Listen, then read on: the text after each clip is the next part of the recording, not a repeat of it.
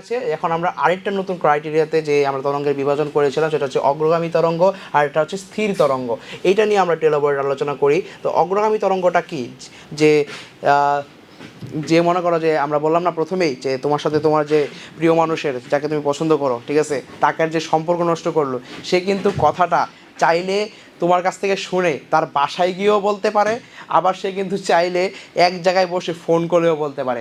তো আমরা দুই ধরনের মানুষ কল্পনা করব। অনেকে আছে না যে বাসায় বসে সারাদিন খালি মানুষের বদনাম করে, ঠিক আছে, তো তার কাজ কি, সে কোথায় বদনাম করে, আমরা দেখি যে ফোন কলে এইভাবে শুনছেন, এই এর এটা হয়েছে ওইটা হয়েছে, এটা আমরা বারবার দেখি না। তো তারা হচ্ছে আসলে স্থির তরঙ্গ, যারা ফোনে বসে কথা বলে। আর যারা একজনের কথা আরেকজনের খুবই দায়িত্ব সহকারে নিয়ে লাগায়, তারা হচ্ছে অগ্রগামী তরঙ্গ, বুঝছো? তো তাদের বিষয়টা আমরা একটু বলি যে যেই তরঙ্গটা কী করো, যে কোনো তরঙ্গ যদি কোনো বিস্তৃত মাধ্যমের এক স্তর হতে অন্য স্তরে সঞ্চালিত হয়ে ক্রমাগত সম্মুখের অগ্রসর হতে থাকে এবং তরঙ্গ তাকেই বলা হয় আমাদের অগ্রগামী তরঙ্গ। মানে সে কিন্তু থেমে নেয়, তরঙ্গটা কী করছে, শক্তিটা নিয়ে এগিয়ে যাচ্ছে তার সামনের দিকে, ঠিক আছে। তো এরকমভাবে যে আগানোর যেই তরঙ্গটা একটা স্থান থেকে আরেকটা স্থানে সে এগিয়ে যাচ্ছে, তো সেটাকে আমরা বলছি প্রোগ্রেসিভ ওয়েভ অর্থাৎ অগ্রগামী তরঙ্গ। আর এটারই বিপরীত একটা তরঙ্গ আমরা দেখব, যেটা হচ্ছে সে তরঙ্গ শক্তি সঞ্চালন করছে কিন্তু সে কিন্তু একই জায়গায় স্থিরভাবে দাঁড়িয়ে শক্তি সঞ্চালন করছে, সেটা হবে আমাদের কি, সেটা হবে আমাদের স্থির তরঙ্গ। এখন অগ্রগামী তরঙ্গের কিছু স্পেসিফিক বৈশিষ্ট্য আছে। তো আমাদের যেহেতু দুইটা তরঙ্গ, এখানে যেহেতু এত সুন্দর করে গুছায় আমাদের খিচুড়ি বানাই দিয়েছে, তার মানে এই খিচুড়ির আরেকটা ফ্লেভারও আছে, সেটা কোথায়, স্থির তরঙ্গে। তো স্থির আমরা যে কোনো একটা স্পেসিফিক মনে রাখবো, তখন বুঝবো যে এর উল্টাটাই হবে এই আমাদের অগ্রগামী তরঙ্গে। তারপর আমরা একটু বোঝার সাথে দেখে নিই যে এখানে কি কি বৈশিষ্ট্য আমাদের দেওয়া আছে। দেখো এখানে যে অগ্রগামী তরঙ্গ, এইটার বৈশিষ্ট্য হচ্ছে যে একই প্রকার কম্পন হতে উৎপত্তি হতে হবে। যেহেতু অগ্রগামী, সে আগায় যাবে, সে যদি বিভিন্ন উৎসের হয় তো একটা আরেকটার উপর ওভারল্যাপ করে সে কিন্তু খুব বেশি দূর আগাতে পারবে না। তো একই উৎস থেকে হলে সে তার সর্বোচ্চ গতিতে আগাতে পারবে। সুষম মাধ্যমের মধ্য দিয়ে নির্দিষ্ট দ্রুতি বেগে প্রবাহিত হয়। অবশ্যই তার একটি সুষম মাধ্যম বলতে আমরা কি, আমরা এর আগেও সুষম মাধ্যম সম্পর্কে বলেছি, যেটা স্থিতিস্থাপক হবে এবং নিরবিচ্ছিন্ন হবে। তারপরে পাশাপাশি আসে যে ঘনত্ব স্থিতিস্থাপকতার উপর এটা নির্ভর করে। আমরা জানি যে স্থিতিস্থাপক মাধ্যমেই তরঙ্গগুলো সঠিকভাবে সঞ্চালিত হতে পারে এবং ঘনত্ব যদি বেশি হয় তখন কিন্তু আমরা দেখি যে যেই মাধ্যমের ঘনত্ব বেশি, যেমন ধরো যে লোহাতে কিন্তু শব্দ করলে সেটা অনেক বেশি গতিতে তার অপর প্রান্তে পৌঁছায়, কিন্তু বাতাসের মধ্যে কিন্তু শব্দের বেগটা খুবই কম। তার মানে কি বুঝলাম, যে বাতাসের ঘনত্ব কম কিন্তু লোহার ঘনত্ব বেশি, সেক্ষেত্রে আমাদের বেগেরও একটা পরিবর্তন দেখতেছি আমরা। তো পরে দেখি যে এখানে এটা কখনোই স্থির থাকে না, অবশ্যই এটা অগ্রগামী তরঙ্গ, এটা স্থির থাকবেই না। পাশাপাশি পরে তরঙ্গ মুখের অবিলম্ব বরাবর শক্তি বহন করবে। অবিলম্ব কি, যেই দিকে সে আগাচ্ছে সেটাই তো তার শক্তির অভিমুখ, তো সেই দিকেই তো সে শক্তি বহন করবে। তারপরে হচ্ছে চাপ ও ঘনত্বের একই প্রকার পরিবর্তন হবে। তো এইভাবে আমরা জানতে পারলাম যে কোনগুলো আসলে আমাদের যে অগ্রগামী তরঙ্গের স্পেসিফিক বৈশিষ্ট্য। এখন যদি আমরা এটাকে আসলে একটু ডিফারেন্সিয়েট করতে চাই ওইটাই থেকে, যে আমাদের কোনটা, যে স্থির তরঙ্গ। তো স্থির তরঙ্গ বোঝার আগে আমাকে আরেকটা টার্ম একটু বুঝতে হবে, কারণ এখানেই চলে আসে আমাদের যে সুপারপজিশন বা উপরিপাতন। উপরিপাতন নীতিটা যদি আমরা বুঝতে পারি তাহলে আমরা অনেক কিছু বুঝবো। এটাকে আবার অনেকে ঊর্ধ্বপাতনের সাথে প্যাঁচ লাগাই দিও না। ঊর্ধ্বপাতন কিন্তু আরেকটা জিনিস, যেখানে আসলে কঠিন পদার্থকে তাপ দিলে সেটা সরাসরি বাষ্পে পরিণত হয়। তো উপরিপাতন যে বিষয়টা, এটা হচ্ছে অনেক ওভারল্যাপিং। তখন একটা তরঙ্গ চলছে, তার উপর যখন আমি আরেকটা তরঙ্গ দিলাম, ঠিক আছে, একজন মনে করো ডিপ্রেশনে আছে, ঠিক আছে, তারে আমি সান্ত্বনা না দিয়া তারে আমি আরও ডিপ্রেশনের কথা বলতেছি, ঠিক আছে, তুই আরও লাইফে কিছু করতে পারবি না, এনতেন অনেক কিছু বললাম। তো এটা হচ্ছে উপরিপাতন নীতি, বুঝছো? কেউ যখন একটা বিষয়ে থাকে তাকে আমি আরও উপর দিয়ে আরও কিছু দিতেছি, তো সেটাকে বলে উপরিপাতন নীতি। তো আসলে এখন আমরা দেখবো যে আসলে এর উপর ভিত্তি করে কিন্তু আমরা কয়েকটা জিনিস পাই, যেটা আমি আসলে আমার বইয়ে লিখে রেখেছিলাম, সেখান থেকে নিয়ে এসেছি। যে ভিত্তি করে আমরা তিনটা জিনিসের পাচ্ছি, সেটা হচ্ছে স্থির তরঙ্গ, ব্যতিচার, আর এটা হচ্ছে বিট বা স্বরকম্প। বিটের সাথে আসলে আমরা বাস্তবে পরিচিত, পড়াশোনায় পরিচিত হবে একটু পরে, যে বিট বা স্বরকম্প এটা আসলে আমরা যে একটা পর্যায়বৃত্ত পরিবর্তনের কারণে আমরা দেখতে পারি প্রাবল্যের। এখন আছে এটা স্থির তরঙ্গ। স্থির তরঙ্গ যেটা আমরা এখন জানতে পারলাম যে যেই তরঙ্গটা তার যে কম্পমান অবস্থার যে জায়গাটা, স্থানটা পরিবর্তন করে না, একটা নির্দিষ্ট স্থানেই সে কম্পিত হয়, কিন্তু অবশ্যই সে স্বতঃস্ফূর্তভাবে শক্তিকে সঞ্চালিত করে। তো এটা আসলে আমাদের উপরিপাতনের কারণেই হয়ে থাকে, যখন এটা আমরা দেখবো এখনই। আর ব্যতিচার এটা আলোর আরেকটি ধর্ম, যেটা আমরা ভৌত আলোক বিজ্ঞানে পড়বো, এবং এর যে দশা বৈষম্যটা হয়ে থাকে সেটা হয় কিন্তু জিরো। আবার স্থির তরঙ্গের ক্ষেত্রে সেটা কিন্তু হয়ে যায় 180। শুধুমাত্র এই তিনটা টার্মের মধ্যে দশা বৈষম্যটা স্থির তরঙ্গের ক্ষেত্রে 180, বিট সরলকম্প এবং ব্যতিচারীর ক্ষেত্রে সেটা হবে 0 ডিগ্রি। তো এই বিষয়টা খুবই ইম্পর্টেন্ট যে উপরিপাতনের উপর ভিত্তি করে আমরা আসলে কি কি পাই, আসলে কোন কোন জিনিসগুলা যে আসলে উপরিপাতনকে ফলো করে, এইটা কিন্তু মাস্ট তোমরা মনে রাখো। তো পরের অংশটাতে চলে যাই। এই উপরিপাতনে যদি আমরা ভালো করে বুঝে থাকি তাহলে আমরা সহজেই এখন স্থির তরঙ্গ টার্মটাকে বুঝে ফেলবো। তো স্থির তরঙ্গ টার্মটা দেখি যে স্থির তরঙ্গ কী হয়। এটা হচ্ছে স্টেশনারি ওয়েভ, ঠিক আছে। তো এখানে কোনো মাধ্যমের একটি সীমিত অংশ পরস্পর বিপরীতমুখী, অর্থাৎ কি একজন আরেকজনের 180 ডিগ্রি অ্যাঙ্গেলে আছে, সমান বিস্তার, ঠিক আছে, সমান বিস্তার। কিন্তু কোন দুইটা জিনিস সমান? বিস্তার ও তরঙ্গ দৈর্ঘ্য, দুটি অগ্রগামী তরঙ্গ একে অপরের উপর আপতিত হলে তখন কি হয়? স্থির তরঙ্গ হয়ে যায়। মনে করো তুমি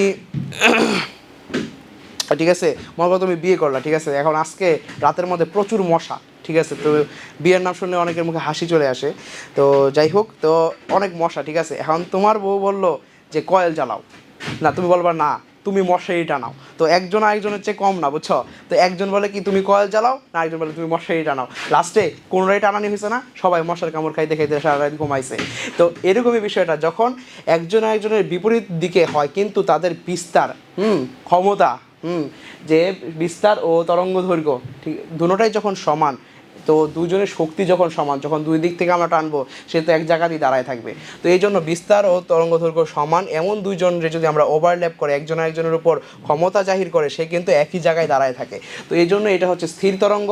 এবং এর আমরা আরও দুটো নতুন জিনিস পাই এই স্থির তরঙ্গ থেকে। কারণ কি একটা যখন আরেকটার উপর চড়ে বসে তখন দেখা যায় কি আমরা মানে যখন অনেক স্পিডে একটা আরেকটার উপর ওভারল্যাপ করতেছে তখন এটাকে দেখতে আসলে এই যে এরকম একটা জিলাপির মতো দেখা যায়, মনে হচ্ছে যে তারা স্থির অবস্থায় দাঁড়ায় আছে, কিন্তু আসলে কিন্তু একটা আরেকটার উপর কন্টিনিউয়াস ওভারল্যাপ করতেছে। এই ক্ষেত্রে আমরা দুইটা বিন্দু পাই, একটা হচ্ছে যে আমাদের যে সুস্পন্দ বিন্দু, একটা নিস্পন্দ বিন্দু, যেটা আসলে উপরের দিকে আছে সবচেয়ে উপরের যে বিন্দুটা সর্বোচ্চ বিস্তারে সেটাই হচ্ছে আমাদের সুস্পন্দ বিন্দু, এবং যেটা স্থির হিসাবে আছে এখানে একবার আমাদের মূল যে অক্ষ বরাবর সেটাকে আমরা বলতেছি নিস্পন্দ বিন্দু। তো এই সুস্পন্দ বিন্দু এবং নিস্পন্দ বিন্দুর উপর বেসিস করে আমাদের আরও কিছু টার্ম আসে যে আসলে পরপর দুটি সুস্পন্দ বিন্দুর মধ্যবর্তী দূরত্ব কিন্তু λ/2, ঠিক আছে। আমাদের ল্যামডা বলতে কি? ল্যামডা বলতে কিন্তু আমরা বুঝি পূর্ণ একটি তরঙ্গ। তো পূর্ণ একটি তরঙ্গের অর্ধেক দূরত্বের মধ্যেই আমরা দুটি সুস্পন্দ বিন্দু পাই, আবার অর্ধেক দূরত্ব পরেই কিন্তু আমরা দুটি নিষ্পন্দ বিন্দু পাই। এখন বলো তো যদি একটা সুস্পন্দ একটা নিষ্পন্দ হয় তখন কি হবে? অবশ্যই এদেরও অর্ধেক হবে, তখন সেটা হয়ে যায় λ/4। তো এভাবেই আমরা যদি সম্পূর্ণ দশা পার্থক্যের কথা বলি সেটাই হয় হচ্ছে আমাদের পাই, ঠিক আছে। তো এইভাবে আমরা পেয়ে গেলাম যে আসলে সম্পূর্ণ দশা পার্থক্যটা কেমন হয়, কার জন্য? এটা হচ্ছে সুস্পন্দ বিন্দুর জন্য, ঠিক আছে। তো এখন আমরা দেখি যে নিস্পন্দ বিন্দুর ওপর আমাদের কিন্তু আবার ইংলিশ নাম টার্মগুলো একটু লাগবে, কারণ কি অনেক ক্ষেত্রে দেখা যায় যে কম্পিটিটিভ এক্সামগুলোতে একটু কঠিন করার জন্য সেম বেসিকের উপরই দেখা যায় যে ইংলিশ টার্মগুলো দিয়ে দেখুন। সুস্পন্দ বিন্দু যেটাকে আমরা বলতেছি এন্টি নোড, এবং নিস্পন্দ বিন্দু যেটাকে শুধু নোড বলে আমরা আখ্যায়িত করতেছি। তো এরপরে আমরা আসলে এইটার একটু কথাটা দেখে আসি। দেখো এখানে আমরা আগেই বলছিলাম যে আমরা একজনেরটা মনে রাখবো তাহলে আরেকজনেরটা হয়ে যাবে, ঠিক আছে। তো এখানে সুস্পন্দ বিন্দু এবং নিস্পন্দ বিন্দুর বিষয়গুলো কিন্তু আসলেই একটু টাফ মনে রাখা। তো এই জন্য আমরা দেখবো যে আসলে কীভাবে আমরা এটাকে একটু আলাদা করতে পারি একজন থেকে আরেকজনে। তো এখানে আমরা দেখতে পাচ্ছি যে কিছু কিছু বৈশিষ্ট্যকে আমরা দেখি। দেখো বৈশিষ্ট্যগুলো এমন যে এই তরঙ্গের ক্ষেত্রে, স্থির তরঙ্গের ক্ষেত্রে সীমিত অংশ উৎপন্ন হয়, অবশ্যই যেহেতু এটা সীমিত অবস্থানে সেটা সীমাবদ্ধ। তারপরে আবার দেখো একই মানে কোনো জায়গায় অগ্রসর না হয় সীমাবদ্ধ থাকলো। বিভিন্ন বিন্দুতে কম্পমানের বিস্তার সমান হয় না। আমি মনে করতেছি যে তোমাদের হয়তো দেখা যাচ্ছে না, আমি আরেকটু জুম করে দিই তোমাদেরকে, তাহলে তোমরা ভালো করে দেখতে পারবা। দেখো তো এক্ষেত্রে এই হচ্ছে স্মার্ট বোর্ডের সুবিধা, বুঝছো, কলম লাড়াচাড়া করা যায় অনেকবার। তো দেখো, তো এখানে আমাদের যে তরঙ্গ মুখটা আছে, তরঙ্গ সুস্পন্দ বিন্দু যে বিস্তারের তরঙ্গ সৃষ্টিকারী মূল তরঙ্গের বিস্তারের দ্বিগুণ হয়। কার দ্বিগুণ হয়? মূল তরঙ্গের কিন্তু দ্বিগুণ হচ্ছে এইটা। আবার দেখো এখানে পরেরটা বৈশিষ্ট্য হচ্ছে যে পরপর নিষ্পন্দ বিন্দুর মধ্যবর্তী অংশকে লুপ বলা হয়। এটাকে আসলে এত বেশি ইম্পর্টেন্ট না, পরস্পর দুটি লুপের স্মরণ পরস্পর বিপরীত দিকেই হবে। কারণ কি, এখন একটা আরেকটার উপর ওভারল্যাপ করতেছে, সে তো স্থির অবস্থায় আছে, তো একটা অবশ্যই একটা স্মরণ আরেকটার বিপরীত হতেই হবে, এটা আমাদের মূল শর্তের মধ্যে আছে। পাশাপাশি নিষ্পন্দ বিন্দুতে চাপ ও ঘনত্বের পরিবর্তন সর্বাধিক, কিন্তু সুস্পন্দ বিন্দুতে চাপ ও ঘনত্বের পরিবর্তন শূন্য। এটা কিন্তু খেয়াল রাখো যে নিষ্পন্দ বিন্দুতে কিন্তু সর্বাধিক, কিন্তু সুস্পন্দ বিন্দুতে শূন্য। তো পরপর তিনটি সুস্পন্দ বিন্দু এবং নিষ্পন্দ বিন্দুর যেই এবং বা দুটি লুপের মধ্যবর্তী দূরত্ব স্থির তরঙ্গের তরঙ্গ দৈর্ঘ্যের সমান হয়। ঠিক আছে, তো এটা আসলে আমরা সরাসরি এভাবে লিখতে পারি, এটা তোমাদের দেখাই যে তিনটি সুস্পন্দ বিন্দু তিনটি নিষ্পন্দ বিন্দু ইকুয়াল টু দুইটি লুপ, যেটা হচ্ছে স্থির তরঙ্গ দৈর্ঘ্য। ঠিক আছে, এটা এক লাইনে যখন আমরা সবগুলো ইনফরমেশন নিয়ে আসলাম সহজ হয়ে গেলো। এখন তোমাদের কিছু লাইফ সেভিং একটা নেমোনিক দেখাই, সেটা হচ্ছে যে আমরা সরাসরি বলতে পারি যে এই পুরো বিষয়টাকে একটা লাইনে যে বিস্তারে আমাদের কিন্তু মানে সোসাইটিতে কিছু আন্টি থাকে না, যাদের মনে করো যে ক্ষমতা অনেক বেশি থাকে, তারা পক পক করেও খুব বেশি, এবং আবার সে কিন্তু নিজের খুব বেশি সুন্দরী দাবি করে। তো বিস্তারে সর্বাধিক দ্বিগুণ সুন্দরী আন্টির, ঠিক আছে, রূপের পরিবর্তন শূন্য। মানে কি, যে আমাদের সোসাইটিতে মনে করো একটা আন্টি আছে যার আসলে ক্ষমতাও অনেক, তো সুন্দরও অনেক, তো তার এত সুন্দর, সে এত দামি দামি প্রসাধন ইউজ করে, ঠিক আছে, তো তার কিন্তু কোনো রূপের পরিবর্তন হয় না। এখন আমি বলি যে এটা থেকে আসলে আমরা কী পেলাম। দেখো এখানে কিন্তু সরাসরি বলা আছে যে বিস্তার সর্বাধিক কার জন্য, সুস্পন্দ বিন্দুর জন্য। প্রথমে জানতে হয় যে এটা কার জন্য নেমোনিক, সুন্দরী হচ্ছে সুস্পন্দ বিন্দু, আমাদের সুন্দরী হচ্ছে আমাদের সেই সুস্পন্দ বিন্দু। এখন এই যে বাকি বৈশিষ্ট্যগুলো আমরা এখান থেকে পাবো সবগুলো কিন্তু সুস্পন্দ বিন্দুর বৈশিষ্ট্য। তার মানে এই সুস্পন্দ বিন্দুর উল্টা বৈশিষ্ট্যটা কার হবে, নিষ্পন্দ বিন্দুর। এখান থেকে আমরা কীভাবে পড়ি দেখি, যে বিস্তারে সর্বাধিক মানে কি, সুস্পন্দ বিন্দুতে বিস্তারটা সর্বাধিক হবে, এই ক্ষেত্রে এই যে এটা দেখো এখানে আছে দ্বিগুণ। ঠিক আছে, দ্বিগুণ থেকে আমরা পেয়ে গেলাম যে এটা কার কি হবে, সৃষ্টিকারী মূল তরঙ্গের যে দ্বিগুণ হবে, এখান থেকে পেয়ে গেলাম দ্বিগুণ। সুন্দরী থেকে সুস্পন্দ বিন্দু। আন্টি আমরা কি দেখছিলাম যে একটু আগে যে তার এই যে সুস্পন্দ বিন্দুর ইংলিশ নামটা কি ছিল, অ্যান্টিনোড, কিন্তু দেখো সুস্পন্দ বিন্দু এটা কিন্তু মনে হচ্ছে সোজা, এটারই নাম দিয়ে রাখছে অ্যান্টিনোড। ঠিক আছে, অ্যান্টি বলতে কিন্তু আমাদের একটা বিপরীত একটা মাইন্ডসেট চলে আসে। তো এই জন্য এটাকেও আমরা নেমোনিকের আন্ডারে রাখছি যে আন্টি থেকে অ্যান্টিনোড, রূপের পরিবর্তন শূন্য। এটা খুবই মজা যে রূপ মানে হচ্ছে রোপি থেকে আমরা বলছি রূপের পরিবর্তন শূন্য। দেখো এখানে সরাসরি বলা আছে যে দুটি এখানে যে সুস্পন্দ বিন্দুর ক্ষেত্রে রূপের রোপি মানে কি, চাপ ও ঘনত্ব। আমরা জানি কি রো মানে কি ঘনত্ব না, এবং পি মানে কি প্রেশার। তো এই যে রূপের পরিবর্তন শূন্য অর্থাৎ রো পির পরিবর্তন শূন্য, এই থেকে আমরা সুস্পন্দ বিন্দুটা আলাদা করে ফেললাম, এবং এর উল্টাটাই হবে নিষ্পন্দ বিন্দু। তো এভাবে তুমি যদি ট্রিকি ওয়েতে মনে রাখো আসলে কোনোটাই তুমি ভুলবা না আসলে। এখন দেখি যে পরেরটা দেখি, যে স্থির তরঙ্গ সৃষ্টির কিছু শর্ত আছে। তুমি যে স্থির তরঙ্গ সৃষ্টি করতে চাইছো, শর্ত মেনটেন না করলে তো আসলে স্থির তরঙ্গটা সৃষ্টি হবে না। ওরকম একটা পরিবেশ ক্রিয়েট করতে হবে যাতে স্থির তরঙ্গটা সৃষ্টি হতে পারে। দেখো স্থির তরঙ্গ সৃষ্টির জন্য আমাদের কী করতে হবে, যে একই বেগে বিপরীত দিক থেকে যে তরঙ্গ দুটাকে আসতে হবে, তরঙ্গ পৃষ্ঠ আনুভূমিক অবস্থানে সংকুচিত হতে হবে, আবার এই দেখো স্মরণ সমান ও বিপরীত হতে হবে। ঠিক আছে, আবার দেখো বিস্তার সমান, তরঙ্গ দৈর্ঘ্য সমান হতে হবে। এই জন্য আমরা সরাসরি এটাকে সহজ করে লিখে ফেলছি কি বলতো, যে ল্যামডা ও এ, মানে ল্যামডা মানে কি তরঙ্গ দৈর্ঘ্য, এ মানে হচ্ছে বিস্তার, সমান হতে হবে। তো আবার বলছি যে একই স্মরণ ও বেগে বিপরীত দিক থেকে আসতে হবে। এটা দুটো আলাদা লাইন ছিল, একটা লাইনে নিয়ে আসা পড়ছি। আর অবশ্যই সেটা দুইটা তরঙ্গ হতে হবে, কারণ কি আমরা জানি যে স্থির তরঙ্গ ওভারল্যাপিংয়ের কারণে আমাদের সুপারপজিশন, আমাদের যে উপরিপাতন, সেটার কারণে সৃষ্টি হয়। এজন্য অবশ্যই সেখানে দুইটা মানে একাধিক তরঙ্গ থাকাটাই মাস্ট। তো আমরা চলে যাব, এটাতে আমরা আশা করি যে বুঝতে পারছি যে এটা আসলে কীভাবে কাজ করতেছে। তো পরের স্লাইডটাতে চলে যাই, আগে একটু মুছে নেই। তো এভাবে আমরা যে এই টার্মটা যখন শেষ করলাম, এখন আসবো আমাদের পরবর্তী টার্ম, সেটা হচ্ছে মুক্ত কম্পন, পরবশ কম্পন। ঠিক আছে, এইটা আবার কী জিনিস ভাই, এটা কি আসলেই খায় না মাথায়, একটু দেখি তো। তো এখানে দেখো মুক্ত কম্পন এটা কি আসলে, দেখো এটা সংজ্ঞা থেকে যদি আমরা খেয়াল করি, পরে বেসিকটা বুঝি যে স্পন্দনক্ষম যে কোনো বস্তুকে আন্দোলিত করলে বস্তুটি একটি নির্দিষ্ট কম্পাঙ্ক পর্যায় কম্পকে স্তম্ভিত হয়, এবং এই স্পন্দনকেই মুক্ত কম্পন বলে। অর্থাৎ এক্ষেত্রে কি হয়, যে মুক্ত কম্পনটা সরাসরি বস্তুর ঘনত্ব, আকৃতি ও স্থিতিস্থাপকতার উপর নির্ভর করতেছে। যখন আমরা কোনো বস্তু কম্পিত হলো, ঠিক আছে, এবং সে সঞ্চালিত হচ্ছে তার কোনো বাধা ছাড়াই, তো সেক্ষেত্রে সেখানে তাকে কোনো অন্য কেউ আসে ডিস্টার্ব করতেছে না, সেটাকে আমরা মুক্ত কম্পন বলতেছি। এখন আসলে ডিস্টার্ব করলে কি হয়, সেটাই হচ্ছে পরবশ কম্পন। মনে করো তুমি ঘুমাইতেছ, হঠাৎ করে এসে মানে হুদাই কারণ ছাড়া তোমার কেউ ডাকা শুরু করলো, ঠিক আছে, তখন কি হবে, তোমার কি মেজাজটা খারাপ হবে না? এরকম আসলে এটাই হচ্ছে পরবশ কম্পনের মধ্যে, যে দেখো পরবশ কম্পনের টার্মটা এরকমভাবে কাজ করে যে স্পন্দনক্ষম বস্তুর আরোপিত পর্যাবৃত্ত আন্দোলনের জন্য বস্তুটি তার স্বাভাবিক কম্পাঙ্ক স্বাভাবিক কম্পনের চেয়ে ভিন্নতর বস্তুটির প্রথমে অনিয়মিত কম্পিত হলে আরোপিত কম্পনের কম্পাঙ্ক কম্পিত হয়। আসলে কি কইলাম তুমি আসলে হয়তো বুঝছো না। বিষয়টা হচ্ছে যে কোনো একটা বস্তু একটা নির্দিষ্ট কম্পনে চলতেছিল, ঠিক আছে, তার একটা নিজস্ব কম্পন ছিল, তো এই কম্পন আমরা নষ্ট করার জন্য আরেকটা কম্পন দিলাম যেটা তার সাথে কোনো রিদমিক কোনো মিলই নাই, ঠিক আছে, এতে কি হবে, তার যে নর্মাল কম্পনটা ছিল সেটা বিকৃত হবে। তো এই যে বিকৃত সৃষ্টি হয় তখনই তার মধ্যে কিছু বিকৃত পরিবর্তন দেখা যায়। তো এরকম কম্পন আমরা কোথায় দেখি জানো? সবচেয়ে শ্রেষ্ঠ উদাহরণ হচ্ছে আমাদের ভূমিকম্প, ঠিক আছে। আবার দেখো এখানে আরও কিছু আমাদের কিন্তু মেডিকেলের জন্য যে এটা লাগবে মেনলি, সেটাই হচ্ছে আমাদের উদাহরণগুলো। দেখো মেনলি সবচেয়ে বড় উদাহরণ হচ্ছে আমাদের ভূমিকম্প, এবং এরপরে উদাহরণ হচ্ছে তানপুরা, সেতার, বেহালা, গিটার। এগুলোর ভিতরে কি হয় বলো তো, একটা আমরা যখন একটা গিটারের স্ট্রিংকে, অনেকগুলো স্ট্রিং থাকে, সেখানে যখন আমরা টান দিলাম তখন একটা প্রথম স্ট্রিং থেকে যে তরঙ্গটা তৈরি হলো, এরপরে স্ট্রিংয়ে যখন আরেকটা তরঙ্গ সৃষ্টি, সেটা কিন্তু ওটাকে একটা বাড়ি দেয়। তো এরকম যখন সবগুলো স্ট্রিংয়ের তরঙ্গ একসাথে একটা আরেকটার উপর ওভারল্যাপ করে একটা আরেকটাকে বিকৃত করে, তখন কিন্তু একটা অন্যরকম শব্দের সৃষ্টি হয়।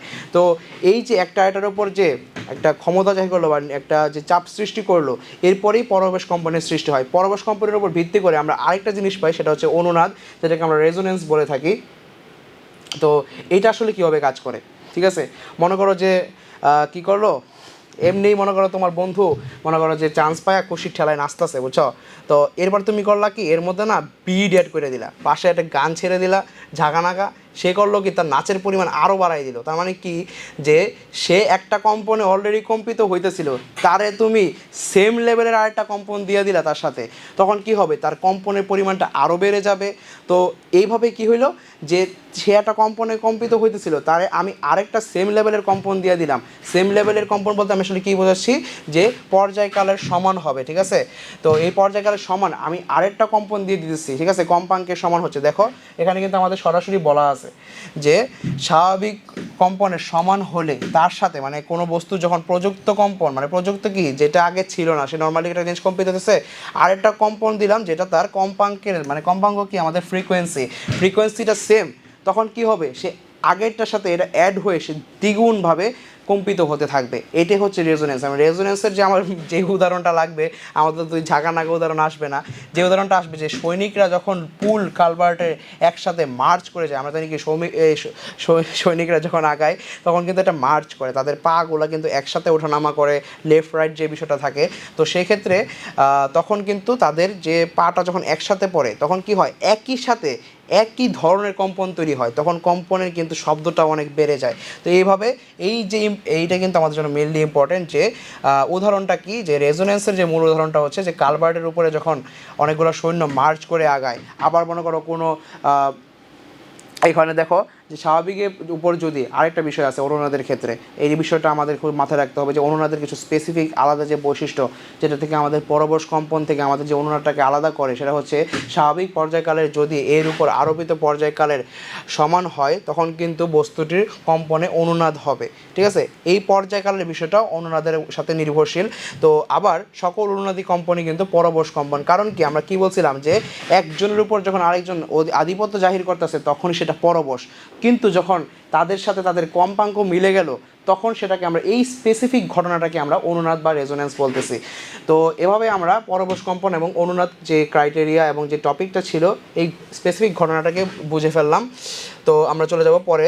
এর আগে আমরা দেখব যে সকল একটা ইম্পর্ট্যান্ট আরেকটা টপিক বিষয় হচ্ছে যে সকল অনুনাদি পরবশ কম্পন, কিন্তু সকল পরবশ কম্পন কিন্তু অনুনাদ নয়। এ থেকে আমরা এটা কিন্তু খুব ইম্পর্টেন্ট লাইন, ঠিক আছে, যে সকল পরবশ কম্পন কিন্তু অনুনাদ হবে না। কারণ যেটা স্পেসিফিক ঘটনাটা কী ছিল যে কম্পাঙ্কটা সমান হতে হবে, তখনই সেটা পরবশ কম্পনের আন্ডারে পড়বে। এখন আসি তরঙ্গের তীব্রতা। তো তরঙ্গের তীব্রতা যদি আমরা বুঝতে চাই, দেখো তীব্রতাটা আসলে নির্ভর করে যে তীব্রতা হলো কারণ এবং প্রাবল্য হলো তার ফল। এটা খুবই ইম্পর্টেন্ট একটা লাইন। এরপর আসে আমাদের যে কানের সহনীয় জোরালো তীব্রতার বিস্তার, ঠিক আছে, এটা হচ্ছে 10⁻⁻5 মিটার, ঠিক আছে, যে আমাদের কানে যতটুকু সহ্য করতে পারি আমরা, তার সর্বোচ্চ যে বিস্তারটা সেটাই হচ্ছে 10⁻⁵ মিটার। খুবই ইম্পর্টেন্ট একটা আমাদের ইনফরমেশন। আবার ক্ষীণতম শব্দ মানে সবচেয়ে কম যে শব্দটা আমার কান শুনতে পারে তারও তো একটা বিস্তার আছে, সেই বিস্তারটা হচ্ছে 10⁻11। এখন দেখো এই তীব্রতার সাথে, ঠিক আছে, এই ইন্টেন্সিটির সাথে আমাদের যে সম্পর্কটা, এটা কিন্তু খুবই ইম্পর্টেন্ট যে I = P/A। এখানে আমরা কি বুঝতে পারছি বলতো, এখানে পি মানে কিন্তু প্রেশার না, এই পি হচ্ছে পাওয়ার। আসলে তীব্রতা এটা কিন্তু অনেক মানে গুরুত্বপূর্ণ একটা টার্ম। হ্যাঁ, ইন্টেন্সিটি এটা তুমি অনেক সব শক্তির ক্ষেত্রেই পাবা। এটা আসলে এটা ক্ষেত্রে বোঝায় যে একক, যেহেতু P/A আমরা বলতেছি, ঠিক আছে, P/A। তো এখানে একক ক্ষেত্রফলের মধ্যে যেই পরিমাণ শক্তি প্রবাহিত হচ্ছে সেটাকেই বলতেছি আমরা তীব্রতা। তো এই তীব্রতাটা শব্দ যেহেতু এটা শক্ত শব্দ, এটা যেহেতু শক্তি, সেক্ষেত্রে এটার ক্ষেত্রে আমরা তীব্রতা পাবো। তো এই তরঙ্গ তো একটা শব্দ, শব্দ থেকে তরঙ্গ, সেক্ষেত্রে এটার মধ্যে আমরা পাবো। তো এরপরে আসি আমরা এখানে জোরালো শব্দের তীব্রতা, এটা আমরা আগেই পাইছি। এখন দেখো এখানে কিছু স্পেসিফিক সম্পর্ক দেওয়া আছে একজনের সাথে আরেকজনের, সেটাকে আমরা একসাথে মনে রাখার জন্য লিখছি I=A² সমানুপাতিক গতির অভিমুখ। মানে তীব্রতাটা যেদিকে কাজ করে সেটার বর্গের সমানুপাতিক অনুযায়ী বিস্তার, তার সমানুপাতিক অনুযায়ী ঘনত্ব, এবং সেই দিকেই গতির অভিমুখটা সমানুপাতিক, মানে সেই দিকেই সে আগায়। আবার দেখো এই এ কে ভাঙলে কিন্তু আমরা কি পাই, 4πr², ঠিক আছে, এটা আমরা জানি ক্ষেত্রফলের সূত্র। তো এটা কেন লিখলাম, যাতে আমরা I=r², এই টার্মটা কিন্তু আমাদের আলাদা করেও আসে, ঠিক আছে, যে ব্যাসার্ধের সাথে সম্পর্কটা কতটুকু কীরকম তীব্রতার। তো দেখো এই যে সবগুলা জিনিসটা কিন্তু আমরা একসাথে নিয়ে এখানে লিখছি, যাতে আমরা একসাথে মনে রাখা আমাদের জন্য খুবই সহজ হয়ে যায়। তো আমরা চলে যাবো আমাদের পরের অংশতে। দেখো তো এখানে আরেকটা বিষয় আছে যে থ্রেশহোল্ড বিষয়টা কি, যে সেখানে তুমি সর্বোচ্চ সে কতটুকু তীব্রতাকে নিতে পারছে। দেখো আমাদের কান যে সবচেয়ে মৃদু যে শব্দ শুনতে পায় তার তো একটা তীব্রতা আছে, আর তীব্রতা যেহেতু P/A, তো এটা হবে যে Wm², ঠিক আছে। তো এখানে যেই যতটুকু শব্দ সে সবচেয়ে মৃদু, যে সবচেয়ে কম যে শব্দটা সে শুনতে পেলো, তার এই যে ইনফরমেশনটা 10⁻12 Wm², এটা হচ্ছে সবচেয়ে কম তীব্রতার, ঠিক আছে, এটাই সে শুনতে পারে। আর অবশ্যই সেটার যে কনস্ট্যান্ট ভ্যালু, এটা কম্পাঙ্কটা হবে, সেটা হচ্ছে 1000 হার্জ। খুবই ইম্পর্টেন্ট একটা প্রশ্ন। এবং যদি সবচেয়ে তীব্রতার, আমরা যদি সবচেয়ে বেশি যে শব্দের কথাটা আমরা বলতেছি, যেটাকে আমরা বলতেছি থ্রেশহোল্ড অফ পেইন বা ফিলিং, মানে আমরা সর্বোচ্চ যেটা নিতে পারি সেটা হচ্ছে 1 মিটার/স্কোয়ার, ঠিক আছে, 1 ওয়াট/মিটার স্কোয়ার, ঠিক আছে, যেটা হচ্ছে সবচেয়ে তীব্র যে শব্দ। আমাদের এরপরে গেলে আসলে আমাদের কান ব্যথা শুরু করে বা একটা সময় গিয়ে কানের পর্দা ফেটে যাওয়ার একটা উপক্রম হয়, সেটা হচ্ছে সেই 1 ওয়াট/মিটার স্কোয়ার। এই হচ্ছে তার তীব্রতার মানটা। তো আমরা দেখে যাই পরে এখন আমরা চলে আসছি, আমরা আস্তে আস্তে আমাদের সবচেয়ে গুরুত্বপূর্ণ পার্টের দিকে এগিয়ে যাচ্ছি। আবার একটা জিনিস দেখি, এখানে আমরা আরেকটা টার্ম পাচ্ছি, যেটা হচ্ছে লাউডনেস হচ্ছে শব্দের যে আমরা তীব্রতার উপর এই জিনিসটা নির্ভরশীল, কিন্তু এইটা কিন্তু আসলে তীব্রতার সাথে সমানুপাতিক বলতে পারি না। যখন আসলে তীব্রতা বাড়ে তখন এই শব্দের যে শব্দ উচ্চতা, যখন আমরা দেখি যে আমাদের কান ব্যথা শুরু করতেছে, মানে শব্দটা কতটুকু তীব্র সেটা বুঝতে পারি যে আমাদের টার্মের মাধ্যমে, সেটা হচ্ছে শব্দ উচ্চতা। এখন আমরা আরেকটা জিনিস দেখি যে তীব্রতার ক্ষেত্রে একটা একক আছে, সেটা হচ্ছে বেল। হ্যাঁ, কিন্তু আমরা নর্মালি যেই শব্দগুলো পরিমাপ করে থাকি তারও 10 গুণ, এই যে 10/1 সেটাকে নিয়ে থাকি, সেটা হচ্ছে ডেসিবেল, ঠিক আছে। দেখো যে প্রথম তীব্রতা থেকে 10 গুণ তীব্রতা সম্পন্ন কোনো শব্দের লেভেলকে 1 বেল বলা হয়, আর 1 বেলের 1 দশমাংশকে বলা হয় 1 ডেসিবেল, আর ডেসিবেলই শব্দের তীব্রতার আদর্শ একক। তো আমরা যত ধরনের স্পিকার বা আওয়াজ দেখি সবগুলোতে আমরা যখন যে ডিবি লেখাটা দেখি সেটা হচ্ছে ডেসিবেল।